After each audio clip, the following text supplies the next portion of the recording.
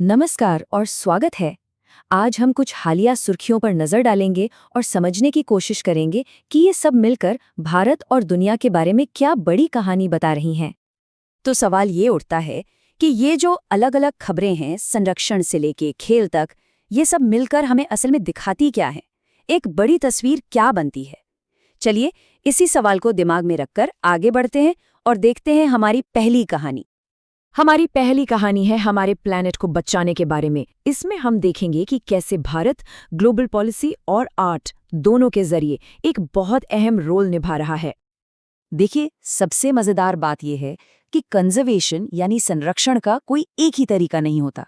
एक तरफ तो हमारे पास हाई लेवल पॉलिसी और लीडरशिप है, और दूसरी तरफ कला की वो ताकत है जो लोगों में जागरूकता बढ़ाती है, उन्हें सोचने पर मजबूर करती है।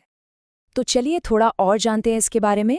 विवेक मेनन, जो wild life trust of India के को-फाउंडर हैं, उन्हें IUCN मतलब international union for conservation of nature के स्पीसीज सर्वाइवल कमीशन का अध्यक्ष बनाया गया है। और ये कोई छोटी मोटी बात नहीं है। पता है क्यों?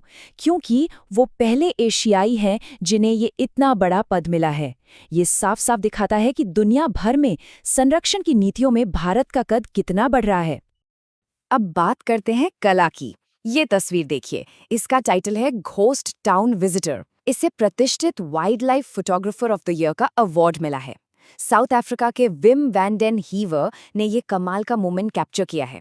इसमें एक बहुत ही रेयर ब्राउन हायना एक वीरान जगह पर दिख रहा है, और ये हमें याद दिलाता है कि कुदरत वो तो कहीं भी सबसे अजीब जगहों पर भी अपना घर बना लेती है। ये एक बेहतरीन उदाहरण है कि कैसे कला के जरिए हम संरक्षण की कहानी कह सकते हैं। चलिए, अब यहाँ से थोड़ा गियर बदलते हैं और टेक्नोलॉजी की दुनिया में चलते हैं। देखते हैं कि कैसे scientific innovation wild life conservation का पूरा तरीका ही बदल रहा है। तो ये बहुत ही दिलचस्प है। भारत में पहली बार जंगली हाथियों की गिनती एक ऐसे तरीके से की गई है जिसमें उन्हें परेशान करने की बिल्कुल जरूरत नहीं पड़ी। ये एक हाईटेक तरीका है। इसमें रिसर्चर्स हाथियों के गोबर जैसे सैंपल्स इकट्ठे करते हैं, फिर हर हाथी का एक यूनिक DNA फिंगरप्रिंट निकालते हैं और फिर बस उन यूनिक प्रोफाइल्स को गिन लेते हैं। इससे हमें आबादी का इतना सटीक अंदाजा मिलता है जितना पहले कभी नहीं मिला। चलिए, इस प्रोसेस को और आसान बनाते हैं। पहला स्टेप, जंगल से सैंपल इकट्ठा करना।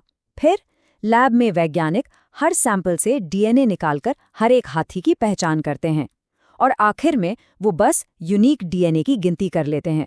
मान लीजिए अगर उन्हें 100 सैंपल मिले लेकिन उनमें से सिर्फ 40 यूनिक DNA प्रोफाइल हैं, तो इसका मतलब है कि उस इलाके में 40 हाथी हैं। सच में ये कमाल का तरीका है ये दिखाने का कि कैसे साइंस बड़ी बड़ी मुश्किलों को हल कर सकती है। और ये रहे नतीजे। इस नई जनगणना से पता चलता है कि कर्नाटक में सबसे ज्यादा यानी 6133 जंगली हाथी हैं। उसके बाद असम और तमिलनाडु का नंबर आता है। ये आंकड़े हमें सिर्फ संख्या ही नहीं बताते, बल्कि ये भी बताते हैं कि संरक्षण के प्रयासों को कहाँ पर सबसे ज्यादा फोकस करने की जरूरत है। तो कंजर्वेशन से अब हम आते हैं आर्थिक विकास पर। यहाँ हम देखेंगे कि भारत कैसे एक ही समय पर अपने देश के अंदर विकास को बढ़ावा दे रहा है और साथ ही दुनिया में अपना प्रभाव भी बढ़ा रहा है। सबसे पहले बात करते हैं देश की। महाराष्ट्र सरकार बैम्बू इंडस्ट्री यानी बांस उद्योग को बढ़ावा देने के लिए 500 करोड़ रुपए का भारी भरकम निवेश कर रही है। ये सिर्फ पैसों की बात नहीं है, ये एक स्ट्रैटेजिक मूव है जिसका मकसद अगले 5 सालों में 5 लाख नौकरियां पैदा करना है। सोचिए, ये लोकल इकोनॉमी के लिए कितना बड़ा बूस्ट है। और ठीक इसी समय भारत अपनी सीमाओं से बहुत दूर एक बहुत बड़ा कदम उठा रहा है। देश मंगोलिया में एक तेल रिफाइनरी बनाने के लिए $1.7 बिलियन की एक बड़ी क्रेडिट लाइन दे रहा है। ये भारत का अब तक का सबसे बड़ा विदेशी विकास प्रोजेक्ट है। तो जब हम इन दोनों खबरों को साथ रखकर देखते हैं ना, तो एक बहुत ही साफ डबल स्ट्रैटेजी नजर आती है।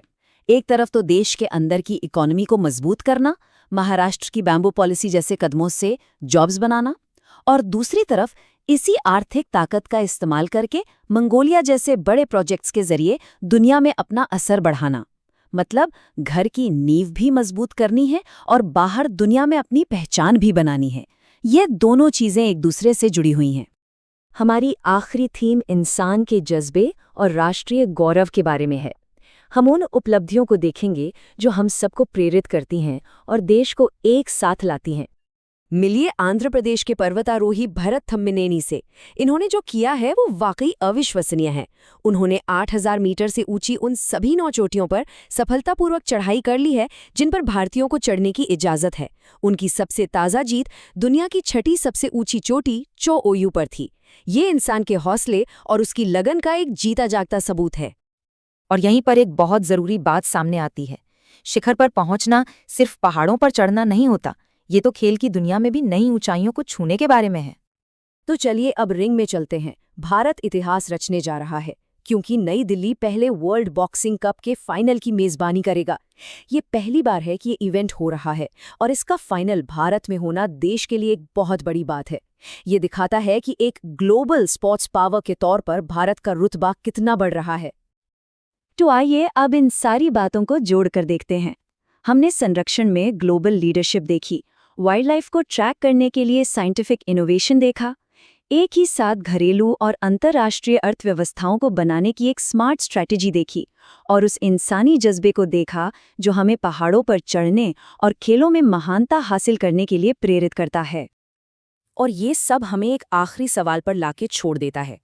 जब हम इन सभी कहानियों को एक साथ देखते हैं तो ये सिर्फ एक दिन की सुर्खियां नहीं रह जाती।